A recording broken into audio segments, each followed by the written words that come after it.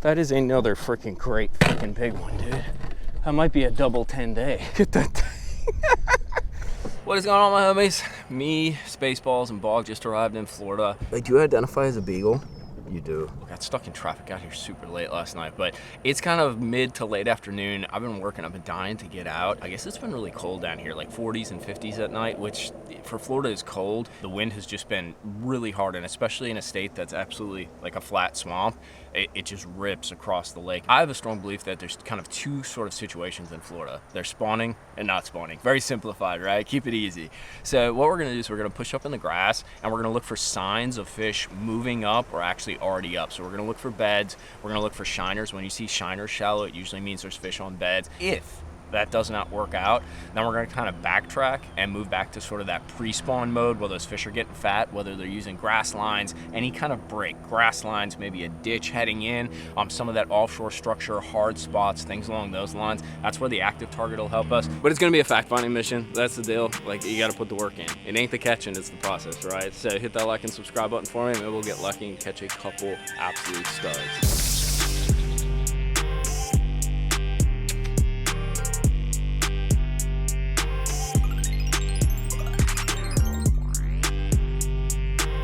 Anybody that tells you fishing isn't a full contact sport has not fished in Florida. We're about to bust through all this and get way back there and see if we see any beds or any cruising fish.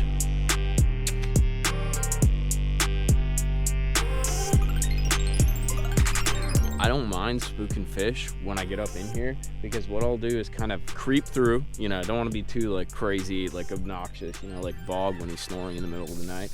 But I want to creep through, but if I see movement, that also helps, especially with the cloud cover that we got. Movement can indicate that there's something there. You know, odds are it's a bass too. We're in Florida, right? Do you see those cattails? They'll spawn on the stems of those, like the bottom base, or they'll do the same thing on the lily pads right there, or even those arrowheads. So that's what we're gonna kind of focus our eyes on. I don't know if you guys can tell, but do you see how there's kind of a yellow silhouette right there?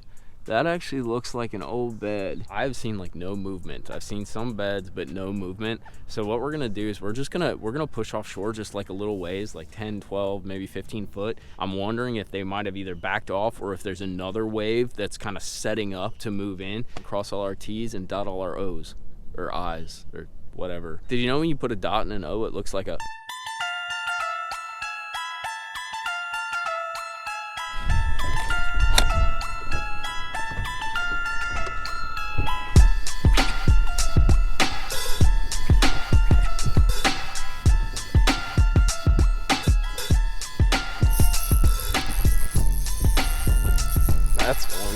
That's a big one. I got a little 1/4 ounce Descent Jigs ball head and just a little Kitech, and I'm fishing these little hard spots, and the wind is frickin' ripping, dude. Oh yeah, that's a great frickin' big one. Come here. Got you. Dude, that's a frickin' monster. Oh my God. I don't know what that one's gonna weigh, but we're gonna put it on the scale, boys. Holy freaking dude.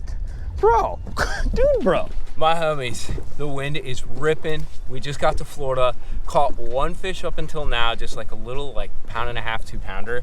And then we caught this girl, dude.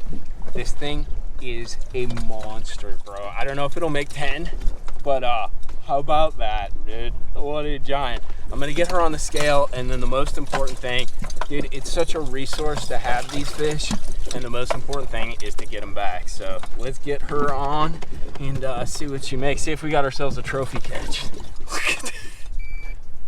That, my friends, is a 10.5 pounder, dude. A 10.5 pounder. Look at that thing. We gotta get her back, bros. The mouth and the body on that thing are massive, but we gotta get her back in a good state of being. She thrashed me, dude. And there she goes. Come to Florida, they said. It'll be fun, they said. That's not a bad second fish. I did not expect that. That's her. That's gigantic. tick. Never get under.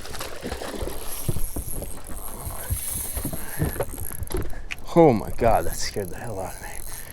Oh, don't do it. Come here. Come here. Oh, Nelly. I didn't think that was happening, boys. That is another freaking great freaking big one, dude. That might be a double 10 day. Look at that thing. Oh my God. I don't know if this one's gonna be 10, but that's a freaking mondo, dude. Look at that thing. We're gonna put her on the scale and see if we can't double up on 10s for the day, all right? Bro, that's double 10s. That's 10-3-3, dude. We got 20 pounds in 2 fish. Can you believe that? I mean, that is freaking mondo. Look how broad. Dude, that's my hand. Like, that is a broad bass right there. We're gonna get her released though, because we want to get back and swim away. Bro, look at that thing. That is just Mondo Monderson. But when I get her back, she did all kinds of awesome. Oh, you're good? I think I'm gonna pull the boat out and go home, dude. 2 fish for 20 is pretty stout.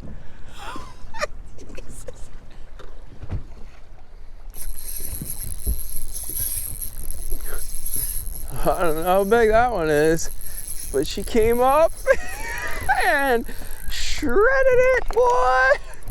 Oh God. Oh God. It's so funny. Oh, it's so funny. You catch freaking 2 10-pounders and a 6-pounder just doesn't seem too big, boys. Actually, she might be bigger than 6. Hell, dude, bro. Dude, bro. I swear to God, I was about to leave because tomorrow I'm gonna go fish Toho. And I need to go rig rods because I got a bunch of stuff rigged up from Gunnersville, dude. I haven't even like unpacked yet. I just wanted to get out on the lake and screw around. But this one deserves to scale. It is a chunkerson. Here's the belly. Oh my God. All right, let's get her on the scale quick and then get her back down. So this fish is, we're gonna go 6.56. So a 6.5 pounder, dude. We basically have 27.5 pounds on 3 fish. How about it? We're gonna get her back. Yes, Bug, you gotta get your legs in. Bro, look how fat that thing is. All right, let's get her down. Dude, you jumped all over the place. That was, oh, you wanna go? I gotta go, but the fish are calling to me. 27.5. I was not expecting that. I gotta go get rigged up for Toho and like untie all this Gunnersville stuff. But here's kind of how things went down. I just got down here. I got down here at like 8 o'clock last night. I got stuck in traffic on I-4. It was a freaking disaster, dude.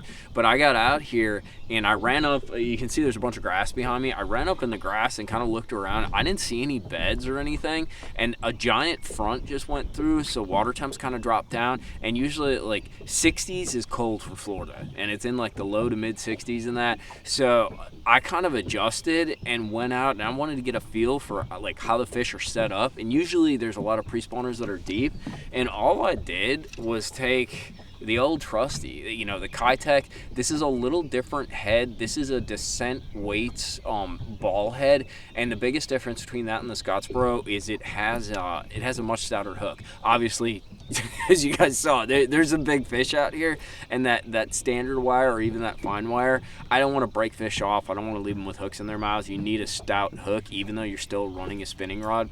The other little tweak that I make to this setup is I run 12-pound leader down here. I would rather run 8, but just that impact, and you guys saw like the surges. These fish are so absolutely powerful.